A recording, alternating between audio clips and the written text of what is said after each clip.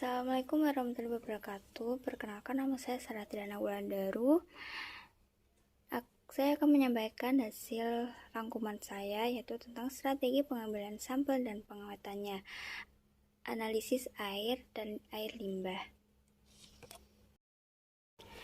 Pengambilan sampel. Pengambilan sampel adalah mengumpulkan volume tertentu suatu badan air yang akan diteliti dengan jumlah sekecil mungkin, tetapi masih dapat mewakili atau representatif dan masih mempunyai semua sifat-sifat yang sama dengan badan air tersebut. Sampling dibagi menjadi 3 langkah, yaitu 1. Pengambilan sampel yang representatif, 2. Transport serta pengawetan sampel, 3. Analisa kimia sampel. Persiapan pengambilan sampel serta pengawetannya. Botol yang akan digunakan untuk mengambil sampel harus bersih dan telah dibilas dengan air suling terlebih dahulu. Kemudian dilanjutkan dengan cairan yang akan digunakan untuk mengisi air tersebut dan kering atau kalau mungkin. Hal yang sama juga berlaku untuk alat-alat pengambilan sampel seperti pipa, pompa, dan lain-lain harus bersih dan tidak mengandung sisa dari bekas sampel yang lama.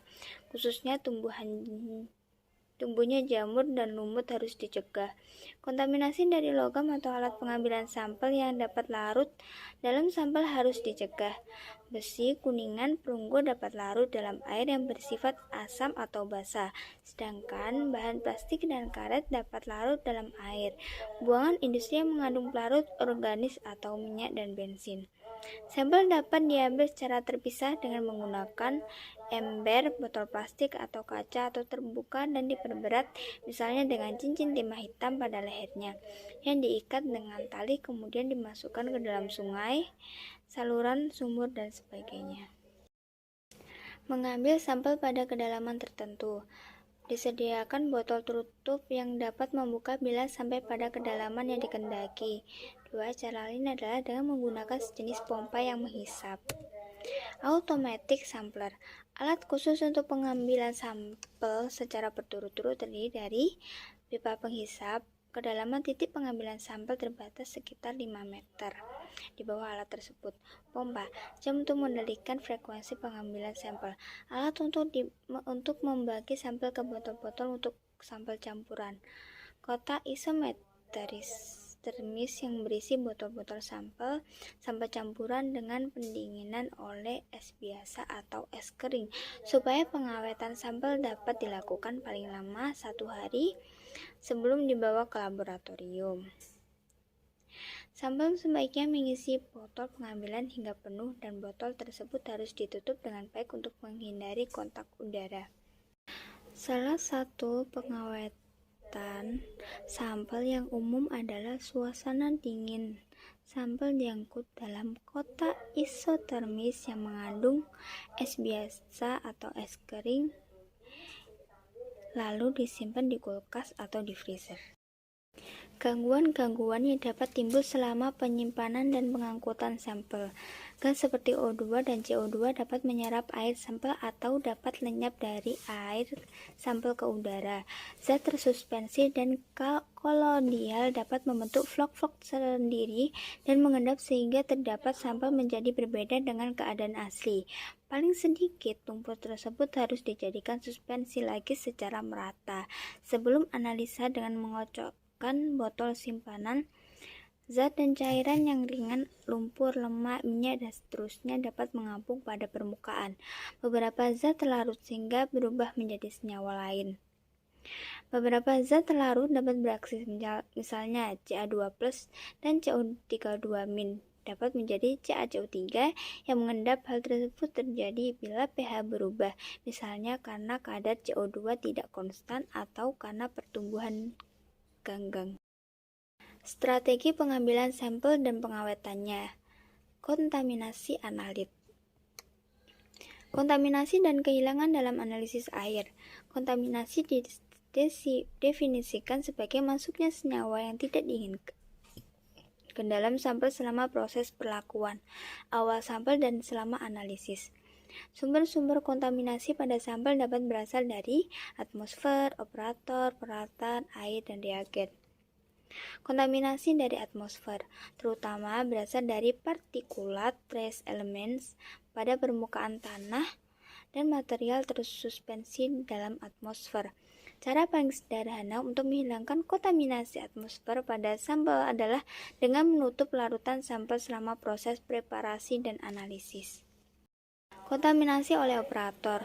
Analisis ini dapat menjadi sumber kontaminasi terhadap sampel yang akan dianalisis, baik melalui kontak langsung maupun lewat udara.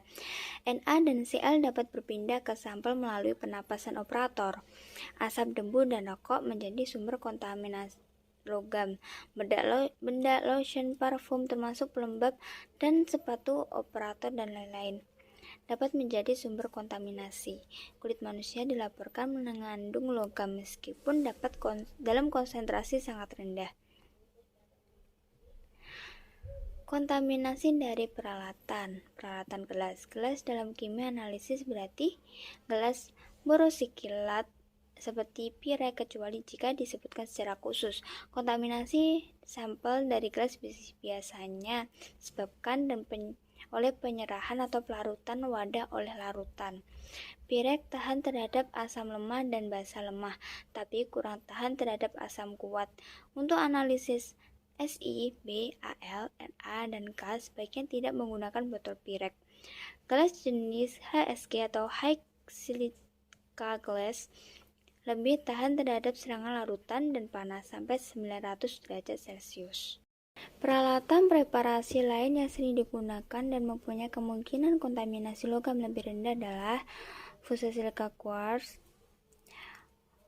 plastik, polietilen dan polipropilen, teflon, PVC,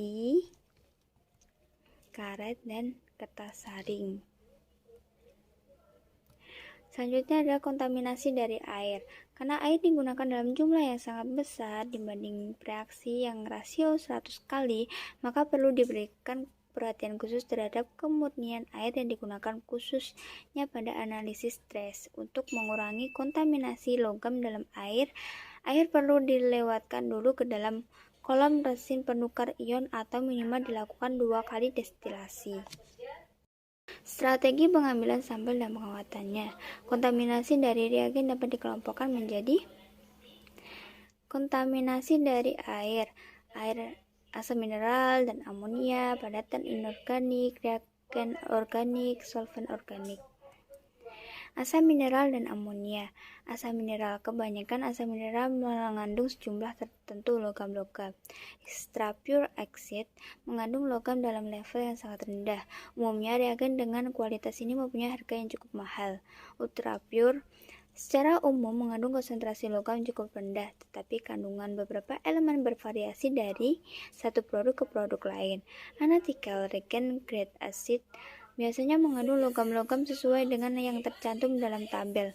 Amonia, larutan amonia dalam air ditempatkan dalam botol gelas akan terkontaminasi oleh silica, aluminium, kalsium, dan elemen lain yang mungkin disebabkan oleh penyerangan larutan alkaline pada gelas.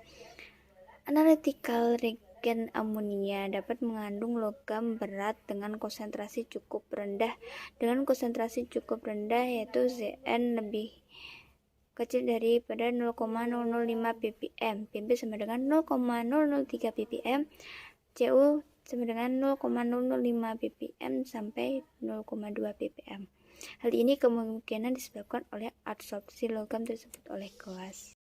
Padatan anorganik dengan kualitas reagen biasanya cukup murni untuk digunakan secara langsung tanpa pemurnian awal, tetapi larutan blanko sebagai kontrol harus dibuat.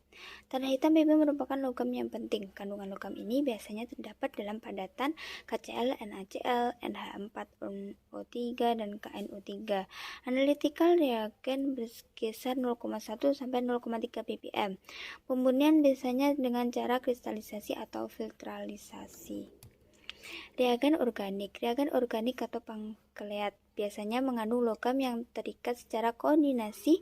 Logam ini biasanya berasal dari pelarut atau reagen-reagen yang digunakan dalam sintesa ligan. Reagen organik atau pengkompleks biasanya digunakan dalam jumlah kecil sehingga kontaminasinya sering dapat diabaikan. Tapi kehati-hatian tetap perlu, misalnya dengan menggunakan reagen sebagai belangko. Pelarut organik, kandungan logam dalam pelarut yang biasanya relatif rendah. Yang harus diwaspadai adalah keberadaan senyawa organik lain yang terlarut dalam solvent karena biasanya mengganggu penentuan secara spektrometri, misalnya CCl4 dan CH-Cl3. Jika dibiarkan akan dihasilkan COCl2 hasil oksidasi yang akan mengganggu penentuan logam dengan metode dead zone. Kehilangan analit. Pada tahap preparasi, pemisahan penentuan analit dapat hilang dari larutan sampel oleh faktor-faktor berikut: 1. Absorpsi, 2. volatilasi, 3. kompresipitasi atau pengendapan. Sekian pembahasan rangkuman dari saya. Bila ada kurangnya, mohon maaf. Wassalamualaikum warahmatullahi wabarakatuh.